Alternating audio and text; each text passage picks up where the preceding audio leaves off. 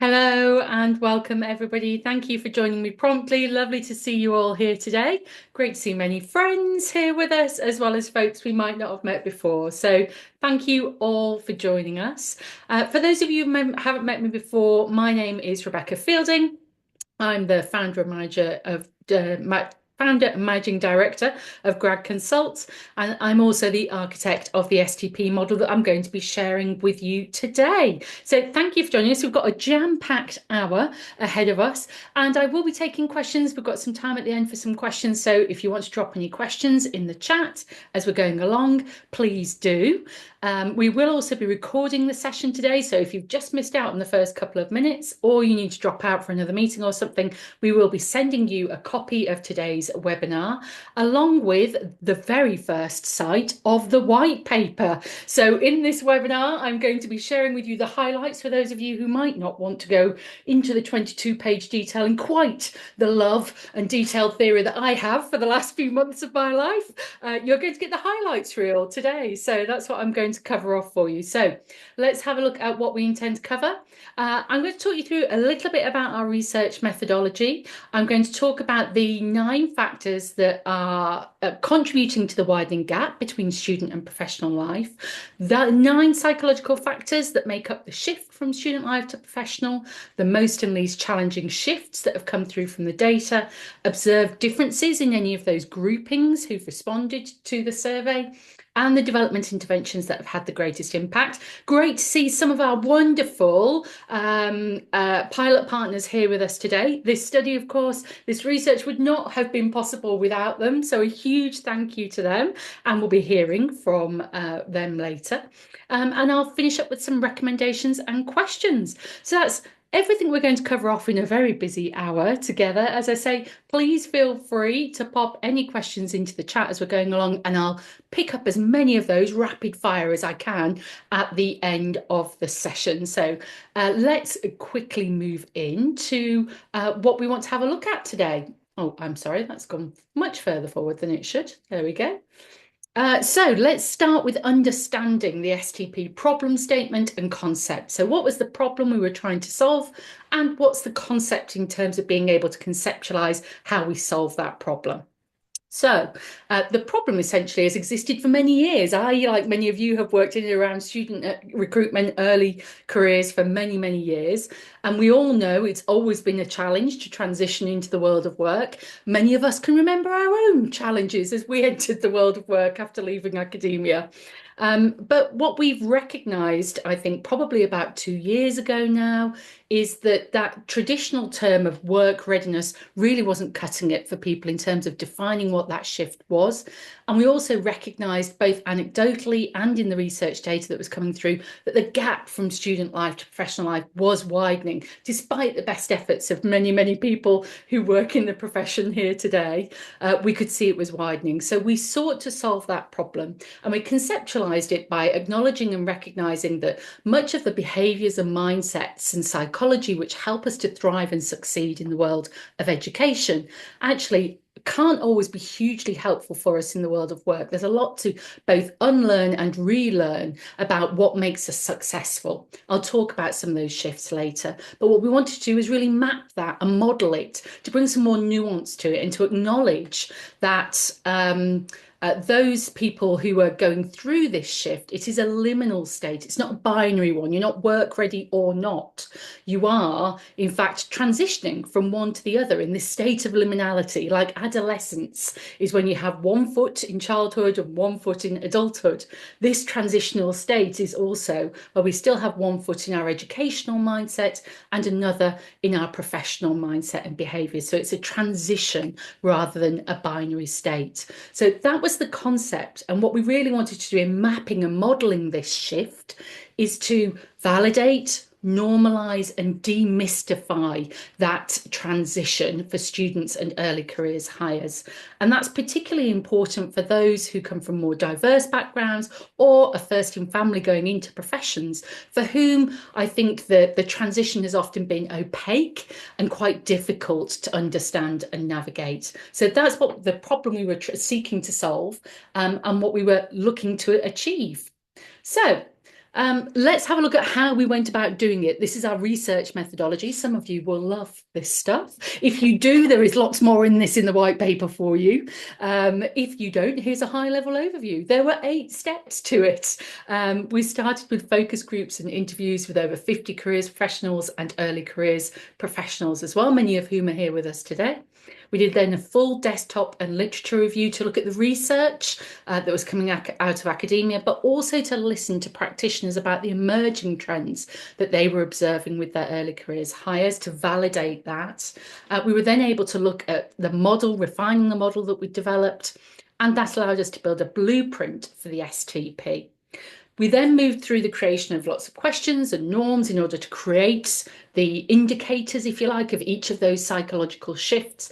And then we shifted into pilot. And our pilot was undertaken with 15 different pilot organisations, 8 universities and 7 different employers. People like Vodafone, Marks and Spencer's, Financial Conduct Authority on the employer side of things. On the university side of things, we had a great range from the University of Manchester, University of South Wales, and many others as well. So thank you again to those pilot partners. Alongside that, during the pilot period, not just the psychometric test to measure these 9 factors within the model and the transition, we also had a whole range of workshops, and we had a huge number of participants engaged in both workshops and webinars with us across this 7-month period. So that gives you an idea of the size and scale and scope of what our approach was all about. And the intention here for me was, we hear a lot about work readiness. It's been thus since I've been in the sector that we debate it, that we discuss it. But I wanted to, rather than defining development and transitional support by anecdote or by story, I really wanted to take a much more research and rigorous approach to defining this transition. And that's what we sought to do. One of the things we really surfaced through the research was to look at why this gap was widening. Why now is it that so many employers in particular are talking about this as a real issue for them as they're bringing early careers hires into their organisation? There are a range of factors that we found. All of those are on the screen for you here.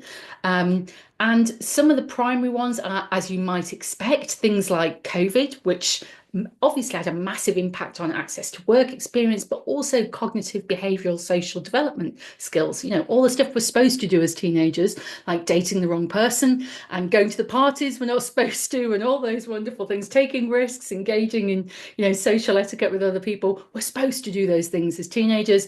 Our teenagers, the early careers hires that we're hiring now, they were locked in their bedroom during that period. So their ability to have taken risks, evaluate risks, and to develop through those experiences certainly has been reduced. So there are a whole range of other things in there as well. Things like, for example, on the employer side, us having wonderful messages about bringing your whole self to work and authenticity in the workplace. Great for employer brand and for diversity in hiring. Much less good for setting people up for a genuine behavioural and psychological shift as they enter into the world of work. So hopefully those are most fairly self-explanatory. You can read more about them in the report, but hopefully that gives you an overview of just some of the factors that we've discovered that are widening that gap. So lots of good reasons for it, essentially. So here are the 9 shifts. If you've never seen them before, you can read more about them in What Do Graduates Do, where we wrote an article at the end of last year. But in essence, they map the difference between what life was like in student life and what life is like in employee life. And then in the middle, you can see the behavioural shift, the mindset or transitional shift to go from one to the other. Again, you can read lots more about this in the report, but to bring it to life for you, for example, at the top, in student life, it's all about that quest for perfection, you know, staying up till 3 in the morning to just get those extra couple of references in, get those extra little bits, that last 20% that really make that particular piece of work fantastic. You know, time's elastic, but we can keep striving for perfection. We're encouraged to do that, and that's something that's rewarded within education. Within the world of work, we have a certain amount of time within which we need to be efficient and productive. If you're in consultancy and you're being paid 2 days to do a piece of work, you need to produce the best piece of work you can within 2 days. It is not about producing a perfect piece of work. And that can be a really difficult shift for some people to navigate. There are lots of others in here. Another great one is this shift from second to the bottom, that career navigation piece, those of you who are more career professional here rather than employer side.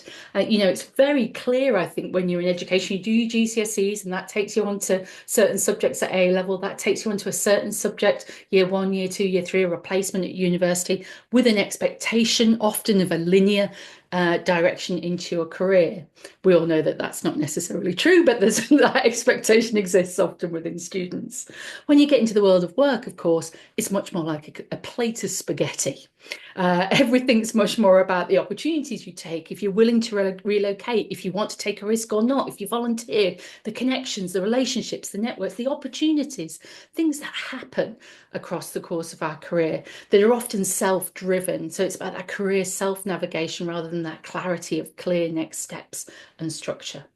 So hopefully that gives you an idea of how the model works. You can see there are 9 factors, as I say, what student mindset is like on the left in the green, and what your professional mindset is like, or the context is like in the purple, with a shift being in between. So they're the 9 shifts. And what we sought to do into the pilot was to validate whether or not our conceptual model from all of that research and focus groups was indeed both reliable and valid. So through the respondents, we had over 1,087 respondents to the psychometric, which is far bigger than the British Psychological Society would seek to look for a model to be considered valid and reasonable.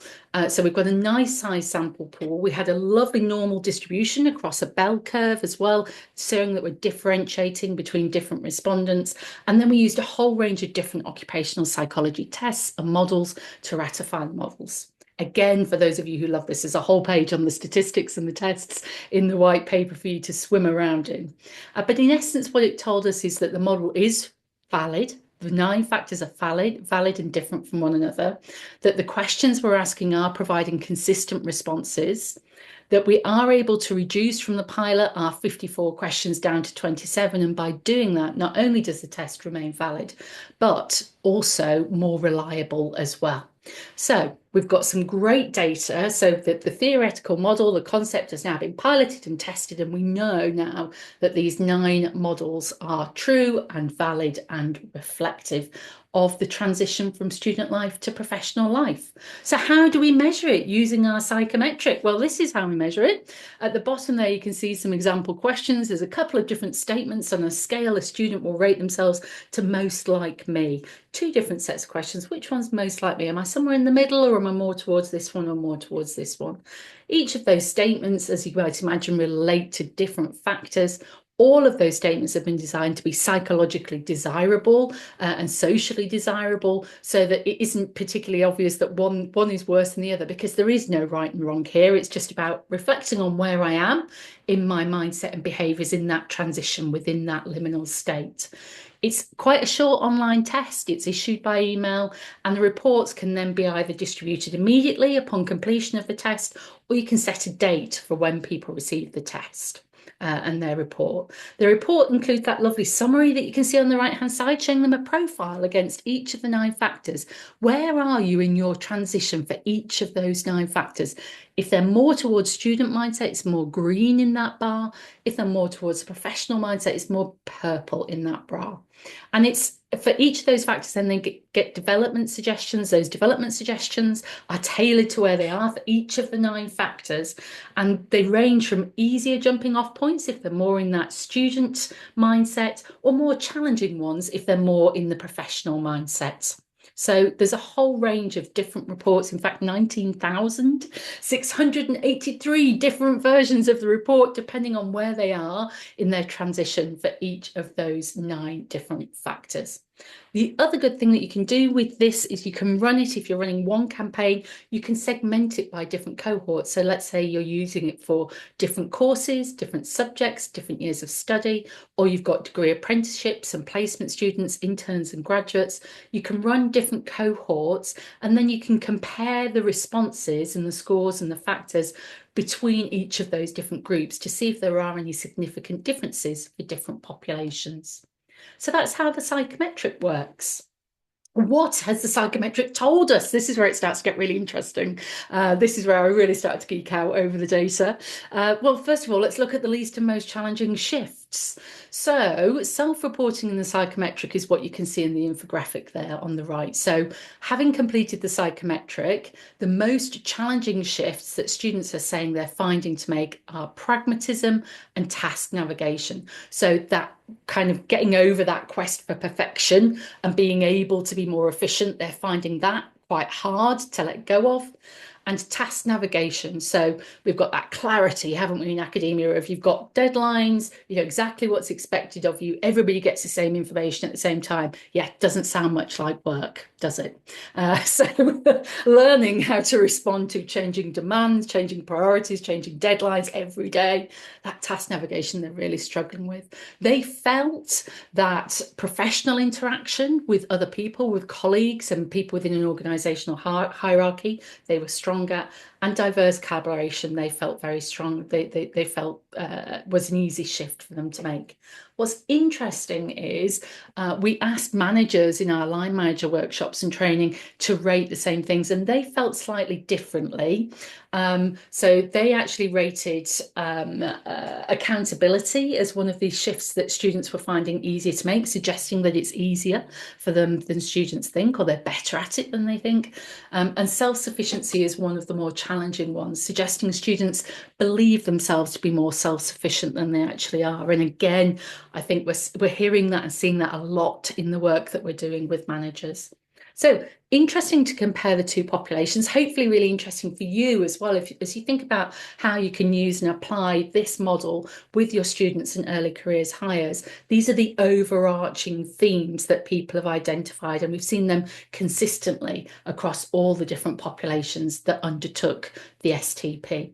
So let's have a look at the STP data and who completed it, because that tells us whether or not it's a valid sample, really, doesn't it? Well, we had a good split by gender from that 1,087. We did have less than 10 people who identified as non-binary rather than male and female, which means it's not a big enough sample group for us to be able to report on them separately at this point in time. Obviously, across 2025, we're really hoping to grow that sample and make it bigger. So hopefully we will be able to see and report if there are any differences as we go forward. Age, as you might expect, we're dominated in this sample. Over 64% are people aged 21 to 30. Exactly what we expected to see in terms of the age profile for people who are students, graduates, and early careers hires. But we do have a range from 16 to 20, right the way up to 45. So there is a good spread in the results. And then in terms of our ethnicity, we've actually got an overrepresentation from Black, Asian and minority ethnic groups. So UK population is about 82% white. In our sample, we've got just short of 60% white.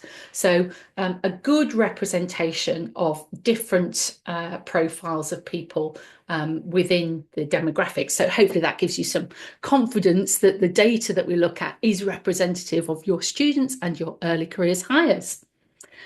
So let's have a look at some of the differences then. So when we started to cut the data, we can cut it in all kinds of different ways. The first thing we wanted to do was ensure that there wasn't any adverse impact or bias here that might be disproportionately coming across in any of the questions, for example, or any of the factors.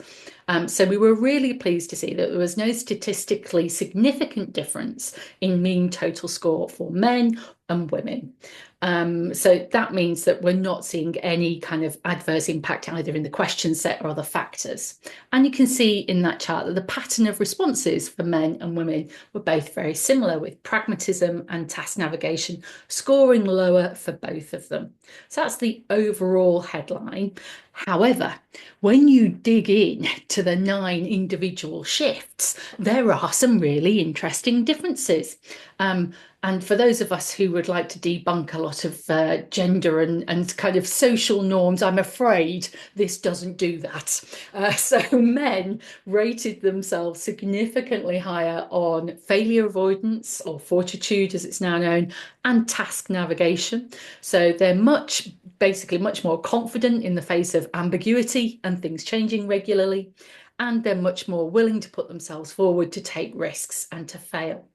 Women, conversely, rating themselves much more highly in the factors of diverse collaboration, career navigation, and accountability, which we might be able to wrap up in the phrase of people pleasing, sadly. So all the stuff that makes other people happy, I'm making other people's lives easier by taking accountability. I'm driving my own career. I'm taking personal accountability for my team and for other people and for delivering the organization's objectives. So perhaps some gender norms we might expect to see, but it's interesting nonetheless, again, particularly if you're doing any women insights programs, women into engineering, if you're dealing with women in leadership programs, all those kind of things. I think these are quite interesting, or indeed if you're doing particular programs for men.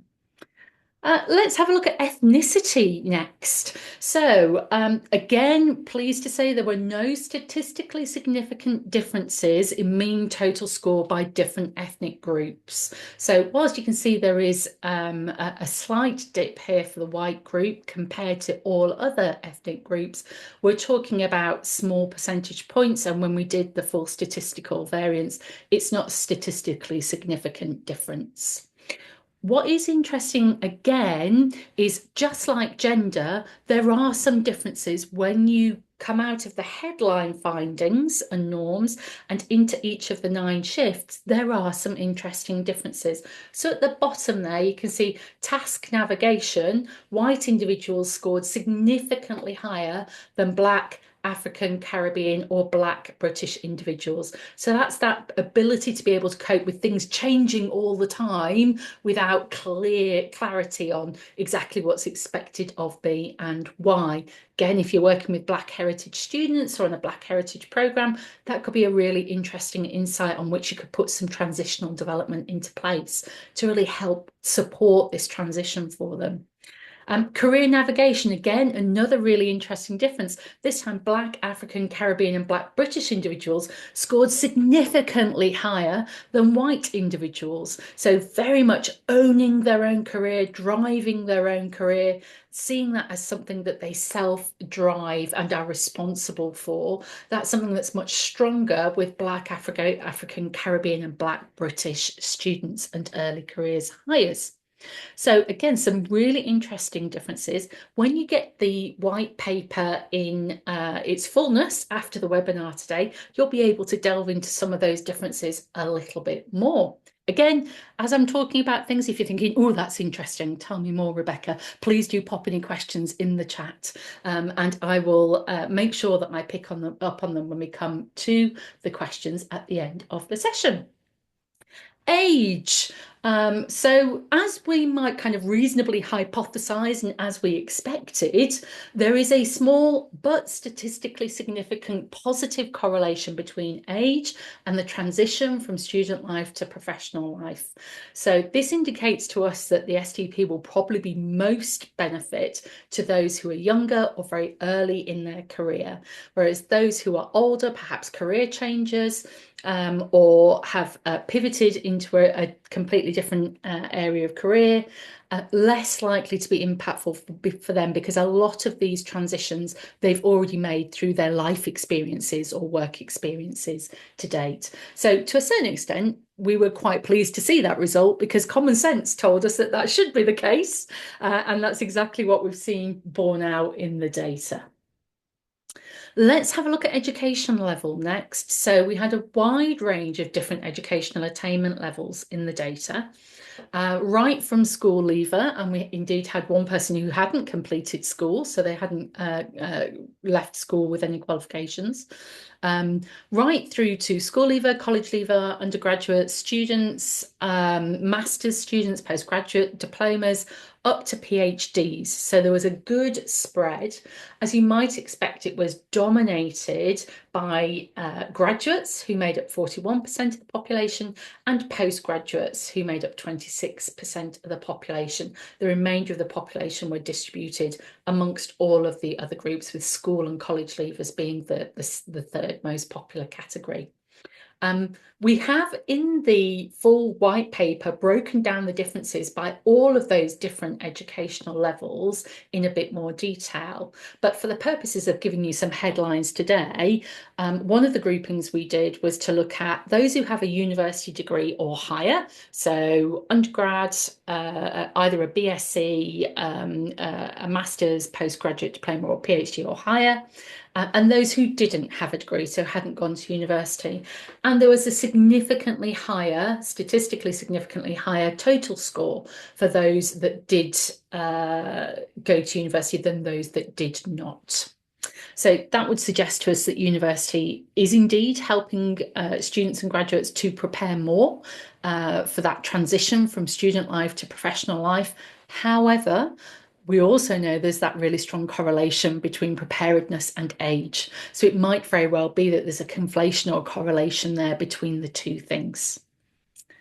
So let's have a look at our next category, employment status. So we again analysed the different employment statuses that people reported when they completed the psychometric, and then looked at the total scores across student mindset and professional mindset. We had a really good spread, everybody from looking to work to being in full-time employment for some time. The predominant responses within the STP survey were from those who were already working full-time, 44% of them, and then undergraduate students who represented 20% of the sample, with the remaining 40% being a mixture of different statuses. When we started to analyse the data, we realised it was really quite complex. The classifications are really quite difficult, and respondents found it difficult, for example, to how to classify voluntary work, or what if I'm working part-time and I'm an undergraduate student at the same time. So it was quite complex for us to unpick that, and we're going to do more work this year to really ratify and clarify those classifications. So the data isn't perfect. We have drawn some conclusions though, and one of the key conclusions we can draw is that working full-time and apprentices who were already in the workplace both scored significantly higher than a number of the other groups, which is, again, from a common sense perspective, probably what we would expect to see. I think it's worthwhile noting that the undergraduate one is clearly much lower as a mean total score than some of the other groups. We think part of that is because some of them have classified themselves as working part-time rather than as an undergraduate. But we also think it's due to the nature of a number of the groups that our pilot partners chose to work with. So a number of our pilot partners chose to target the STP with graduate transitions programs, those looking for work and those with the greatest barriers to work. So we think that might also be a contributing factor as well. So this one's coming with a bit of a kind of one to watch, if you like. We're going to be developing this further and analysing it further in the years to come. There's then a whole raft of other different categories. So they're the big ones: ethnicity, age, gender, the big ones with some insights thrown in for you. There's the other categories that we had a look at. It's worthwhile noting that there were no significant differences noted between year of study, country of residence, work experience, subject or sector, and we analysed some of those things a little bit more in the report. There were some significant differences for those who consider English as their first language, where they had a significantly much higher score than those who didn't consider English as their first language. So in 2025, we're going to be looking at translating it into other languages, but also simplifying some of the language that we use to help with cultural interpretation. And there is one minor difference on sector. So whilst there is no difference between the private and public sector, which I found quite interesting, there is a significant difference with the third sector, which we've labelled as the voluntary community and social enterprise sector. So we're going to be doing some work this year to work with partners from that particular sector to understand if there's something where the expectations are perhaps slightly different, or indeed if we've seen some kind of conflation here with students who might be out of work or looking for work and volunteering, and the expectations of volunteers is slightly different for them. So That's a really interesting difference. For those of you who are from STEM, supporting STEM students or recruiting STEM students, we thought there might be a difference between STEM and non-STEM students. Turns out there isn't. Uh, the STP transition looks the same for everybody. And what's really been interesting in analysing all of this data is that what we've been able to acknowledge and recognise across these 9 factors is there's no such thing, this work readiness. How work ready are you? Are you nearly ready for work or not nearly ready for work? It just doesn't play out like that. Most people have these kind of more spiky profiles where there are certain shifts that they're finding really easy, that's a natural transition for them. For example, failure avoidance. If you've done loads of fortitude and failure, if you have done loads of competitive sport, you are used to that. You are used to failing and bouncing back and learning and winning. That's something you're just great at, but you might have a complete blind spot in terms of professional interaction within a more formal hierarchy or organizational structure. And what we're seeing is these more spiky profiles rather than these generalizations of somebody's almost towards student or almost towards professional. We're seeing that for many people there are different shifts that they find more or less challenging, which makes sense because human beings are complicated, and we all come from a raft of different experiences in life before we enter education and employment. So that's what the data has told us. Hopefully that's given you some interesting insight already in terms of those 9 shifts, which ones generally are students in early careers are finding the most challenging, and then at a subgroup level, which are the ones that particular groups of people might be finding easier or more challenging. Let's now look at the development interventions that we wrapped around the STP psychometric. So generally, these were exceptionally well received. So as a rating scale of 0 to 5, poor to excellent, and all of the different groups, because we had lots of different groups. There were early careers hires, students, HE careers professionals, early careers professionals, and line managers. So there's lots of different audiences that we delivered development interventions for. They were all exceptionally well received, being rated at 4 or above, so good to excellent in all instances. But the line managers in particular loved it.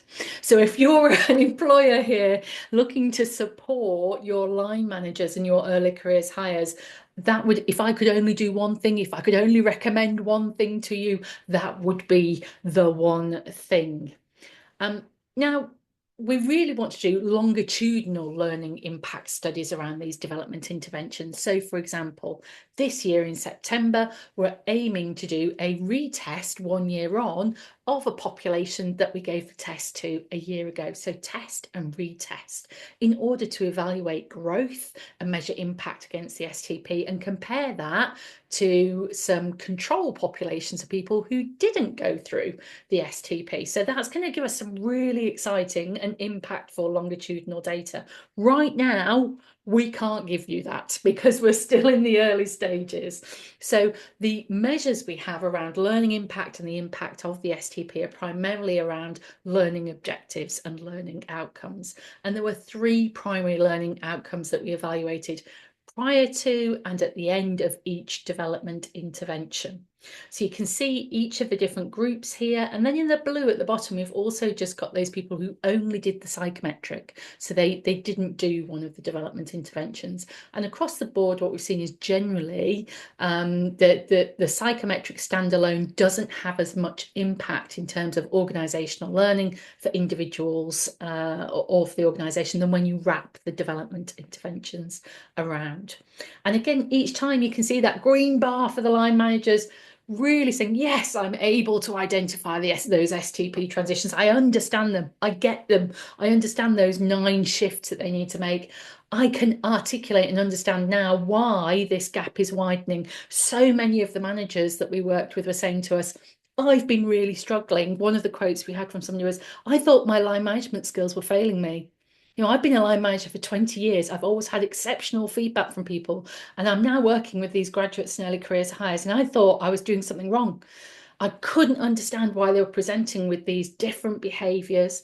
But actually, having been through the workshop, understanding the reasons for the widening gap and breaking down this concept of the transition has really enabled me to feel much more confident stepping into those conversations, supporting them, coaching them, giving them feedback, supporting their development.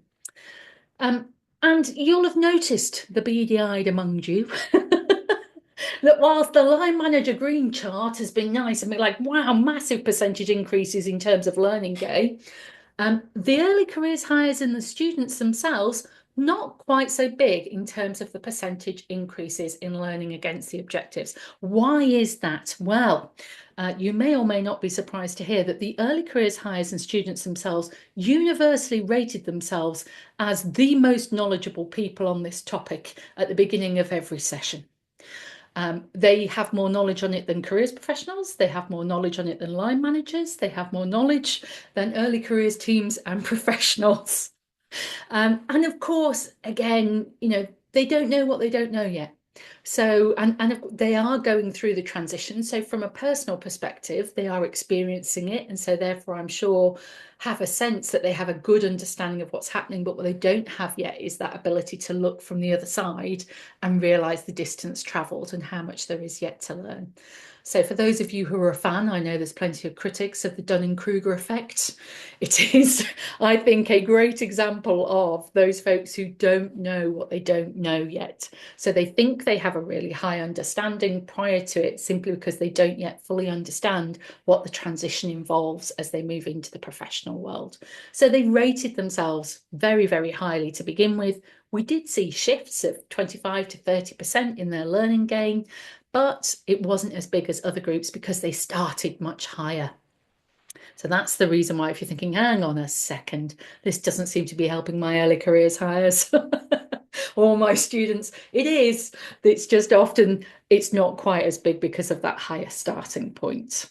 So that's loads of stuff from me. Hopefully you feel like I've already given you some useful insights, some useful data. I've told you a bit about the concept, you understand a bit about the psychometric, told you a bit about the development interventions, and my key recommendation for training your line managers being the biggest thing that can have a significant impact. At this point, I want to stop talking and I would like to hear from some of our lovely pilot partners. So I believe I've seen in the room, although I have been talking, so I haven't been able to check yet, the lovely Laura Dutton from the University of South Wales. Laura, would you like to jump on the microphone and join me for a chat? Yeah, hi. Hi, Laura. Can everybody see Laura okay? Yeah, fantastic. Thank you for joining us, Laura. So I've just got two quick questions for you, if you don't mind. No Um, problem. Number one, what did you do with the STP at the University of South Wales? Well, we used the STP in two different ways. So we split the link into two different links. The first link we had is an open link. So we shared it with our career consultants, our in-curriculum development officers, to help with spreading that link, the STP reports, to our priority courses that have been sort of underperforming in the GOS for the graduate outcome survey, and those that were identified as being underrepresented as well, so those with barriers to success. So we used it in kind of in curriculum work where we went into sessions and did the STP sort of face to face with them in the classroom. And the second link we used as part of our Work Ready Academy, which happened in September, which was aimed towards our recent graduates of that graduating year, just to see how they felt as a bit of a separate group on the STP. So yeah, in two ways. Fantastic. Second question for you then, Laura, if I might. What impact did it have for you? Yeah, the impact was interesting because when we looked at it, we kind of followed the same of what you've talked about today, the sort of career navigation, those type of ones all came up high for us as well. But we really used it in our career intervention. So when we were talking about how we were going to help our final year students and how we were helping our recent graduates, it was a good sort of development for us as a career service to really look at how we could help them and help in specific groups as well that were identified as maybe having a little bit of trouble in that transition period, Yeah. to really help them to think about their development and how they were going to transition out to university. So it really helped us in that way in curriculum work in particular. Fantastic. That's wonderful to hear, Laura, and fantastic. Thank you very much for joining me. Thank you for sharing. And I know that your case study is going to be one of the first ones live on our website later this week. So thank you very much for sharing your story. No I problem. believe the lovely Lindsay Rowe has also joined us as well from the Financial Conduct Authority. Lindsay, have you arrived? Are you okay? I'm good, thank you. Can you hear me okay? We can indeed. Lovely to see you. I'm You going to ask you the too. same two questions if that's all right, Lindsay. Of course, yeah. So we used it with our on-program grads and apprentices because we joined a little bit late to the party at the FCA. So I think we joined November, December. So we used it for our 2023 and 2024 cohorts, and used the the results from the survey to inform some of the decisions that we're making around early careers, and we plan to use it for the incoming cohorts this year as well. Fantastic. Yeah, and I remember doing quite a few workshops with your wonderful line managers as well. Yes, yeah. So I think for me, it's in terms of kind of how we've used it, we're re-looking at our early careers program strategy. So it's really helped us in terms of what's the kind of development need for our grads and apprentices, and how can we really focus on that. But it's also been a real unlock for our line managers and HRBPs. So there were some real light bulb moments in the room during the training sessions of like, oh, that's why somebody might be behaving that way. And it's not that they're just entitled and annoying and all of the other things that can be thrown at our lovely grads and apprentices. So, and they're still talking about it now. I was on a call earlier and somebody asked if we were going to be using it again this year. So yeah, it's been, I can't say enough good things about it. It's been really useful for me. Amazing. Thank you, Lindsay. And it was an absolute pleasure working with your line managers. They were brilliant. And I think it was one of your line managers said to me, oh, thank goodness, I thought my line management skills were failing. I think it was one of them. And they were like, no, it's good. It's good. I can Yeah, talk to definitely. them. I've got this kind of shared language, I think, is the thing that they really liked, wasn't it? This is something that's objective. It's not me being like judgy or old fashioned and has the world changed and I just need to move with the times. Actually, no, this is just a really good objective parameter framework for us to have a really good quality coaching conversation. Wonderful. Thank you so much for joining us, Lindsay. I really appreciate it. Thank you for sharing your experiences. It's very much appreciated. Hopefully now you can all see my screen again. Is that coming up for everyone okay? Yeah, wonderful. Lovely. So a little bit more on some of those things that people say. So from the development interventions, from the experience of the STP, what did students and early careers hires tell us? These are the kind of things they were saying. So try not to say yes to everything. Good to be proactive. There isn't a curriculum anymore. There's no curriculum for my career. No, there isn't. You've got to design that career. I'm going to be getting more ambiguous goals and I'm going to be getting much more subjective feedback, both of which actually make me really, really nervous. But now I've got a language to share that with my manager.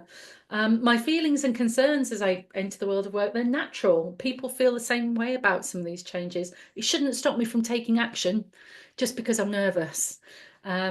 And then, some of the commentary we heard around some of the self-sufficiency things, like, I've been finding it really lonely working from home. I'm used to being surrounded by friends, by people, by noise, social activities, clubs, societies, nights out, friends. And now I'm not. And I'm really struggling with that. And I didn't have a language for that before, and now I do. Um, Other people reflecting on how that focus on pragmatism for them really highlights the necessity for balancing quality with time constraints. So that's what students and graduates got from the STP. What did managers get from the STP? Well, we've heard a little bit about that already. It's understanding the widening gap, why it's widening, and the 9 factors. It was like a light bulb moment for me. Ah, now I understand. It allowed me to empathise with graduates and the difference in how they're thinking and feeling, as opposed to what I would think from many years ago when I started work. And the reality is, the educational experience, the labour market, everything has fundamentally changed in the last 20, 25 years, since many managers who are now supporting graduates, apprentices, interns, placement students entered the world of work. And what this has allowed them to do is to really empathise. So we have a whole range of scenarios that we deliver in the training and through our resources, where we look at particular scenarios, both from the manager's perspective and the early careers hires perspective. And it allows them to both understand how their behaviour and their interaction might be perceived by one another in both positive and negative ways. And my good colleague Rachel is here with me and has facilitated many of those sessions with me. And I think that development of empathy and understanding some of these challenges during this transition period has been one of the most powerful things. So what do we recommend as a result of all the findings of the survey? There are, and the research study, there are more recommendations in the report, along with a host of insights, which we've highlighted for you throughout.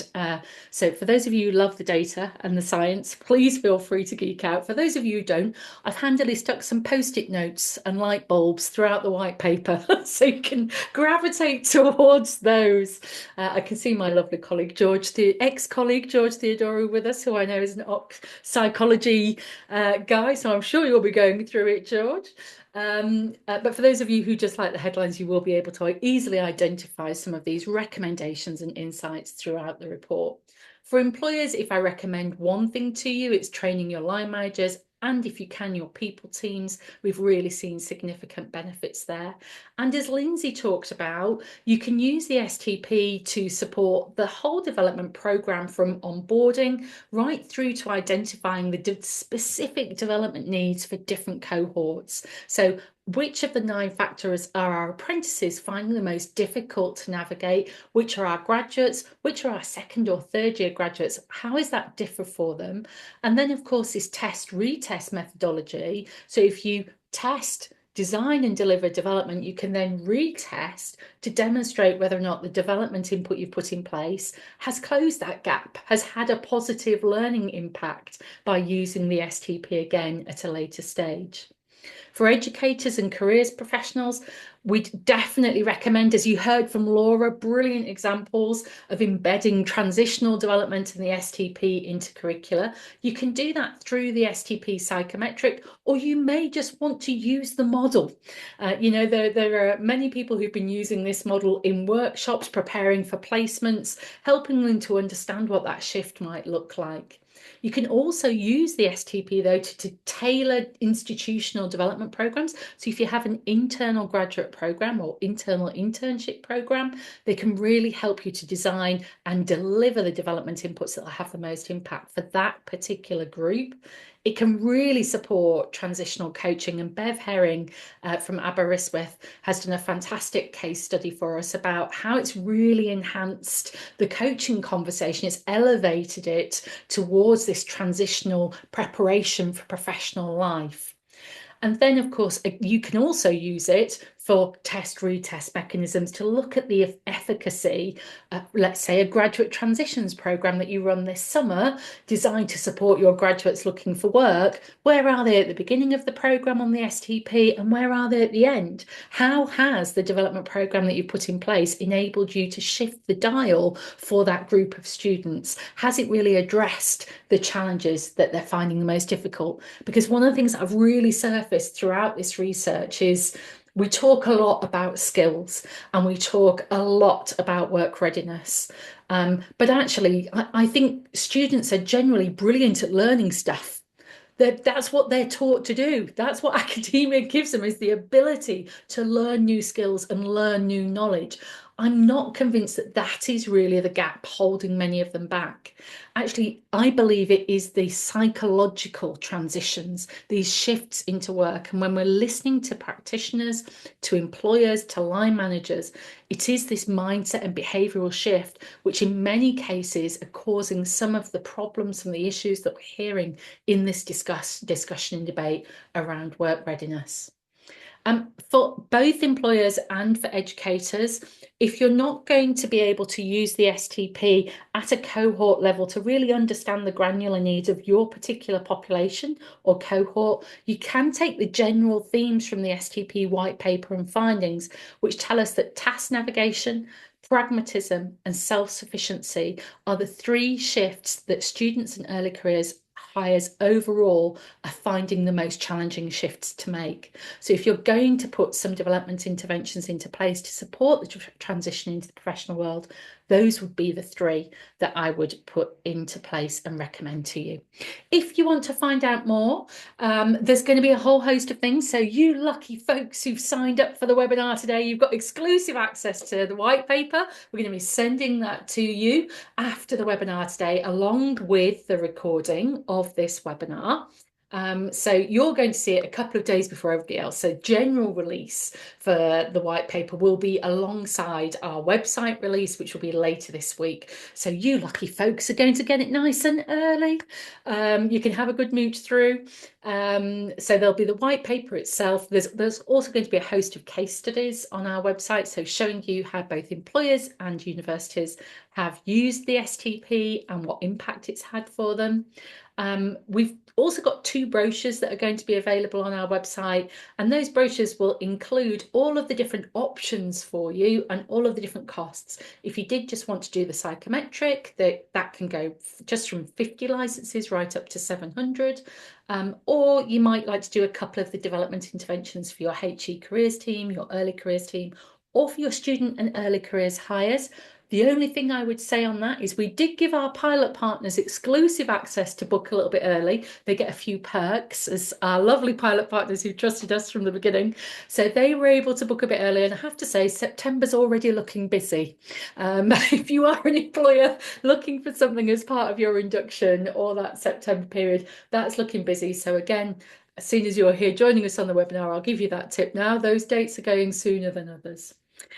So all of those materials will be available to you, and we're going to be following up from today with the white paper and a copy of this recording.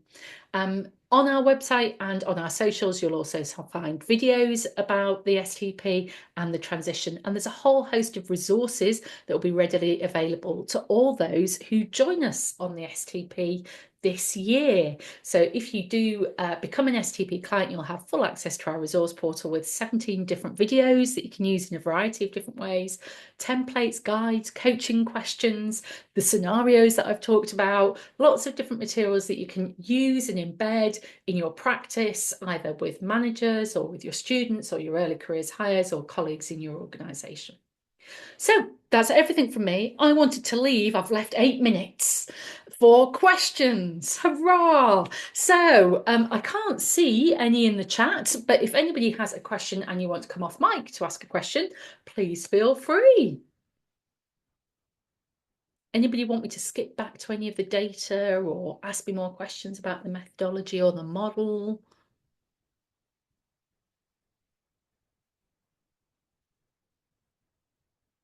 Hi.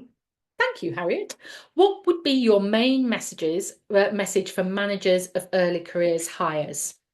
So, if I was only going to give them one, it would be that the educational and life experiences of the early careers hires entering your organisation have been fundamentally different to those that you had, even if you're only 5 to 8 years into your career. They have been shaped by a whole range of different experiences and different factors, which are presenting in behaviours that if you've been in the professional world for some time, might feel a little odd. You might not have seen these things amongst early careers hires students and graduates before, but actually they're not odd. They're perfectly normal when you understand the reasons why. So it's about understanding the factors, empathizing, and then using the STP nomenclature, language, and framework to engage in really good quality coaching conversations. So supporting them to make that transition. That would be my main message. And there are probably lots of little messages in that one, but I did make it short as I could, Harriet. I hope that helps. Right. Oh, we've got more questions coming in. Wonderful. Ben, are you planning to gather socio-economic data in the future? Yes, we are, Ben.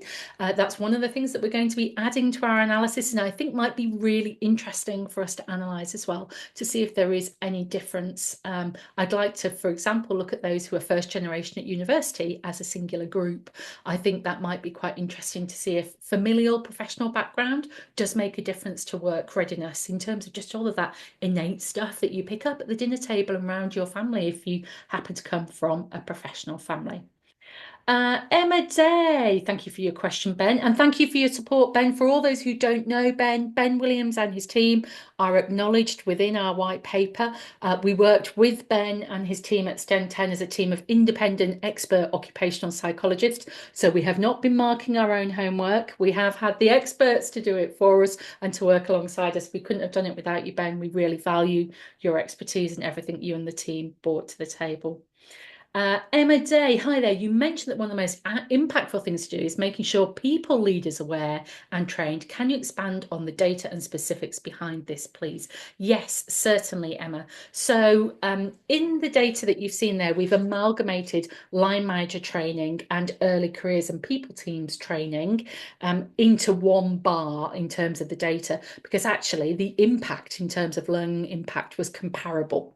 So what we saw was really high levels of learning gain and very positive responses in terms of feedback from people professionals and from early careers teams. So we worked with Vodafone's early careers, occupational psychology and recruitment and HR business partners. We worked with Marks and Spencer's HR business partners, financial conduct authorities, HR business partners, ambassadors and people partners.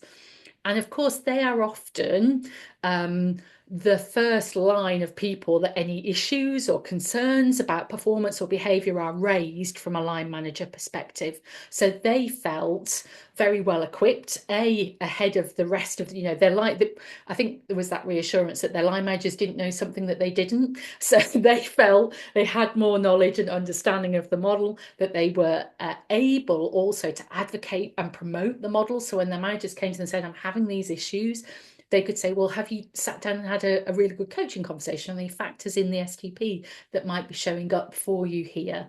And with people professionals, and particularly those who have occupational psychologists within their own teams as well, I think we're able to do a bit more of a deeper dive into the model to give them the certainty of what they like to see in the reliability and validity of the model. So I hope that answers your question for you, Emma. Sarah Thomas, just to say thank you. Oh, sorry, I thought that was a question, Sarah. I wasn't being narcissistic, everybody. I did think it was genuinely a question. Laura, thank you. Does the broader data you will be sharing demonstrate how intersectionality might affect responses to the psychometric? Not yet, Laura. I'm going to suggest to you, because you need at least 50 people within a sample group in order to be able to draw valid conclusions. I don't think that we yet have the size of sample that we need to draw valid conclusions about intersectionality. I think we will be able to draw that in the future, and I'm excited about what that might show us and how that might help us to support students and early careers hires even further. Lovely. Lots of light bulb moments. Lovely. No other questions. In which case, lovely people, thank you for joining me. And I'm going to gift you. Oh, no, I've got two more. Hang on, let me just check that there's no more. No more questions. No, wonderful. Thank you. When we email out to you the report and the recording of the webinar, you will also have contact details. So if you do want to speak to us and find out more about getting involved in the STP this year, we would love to partner with you and work with you. So please do get in touch. I hope you found it valuable, and I'm going to gift you a minute back in your diary for the day. Thank you, everybody, for joining me. Lovely to see you. Thank you.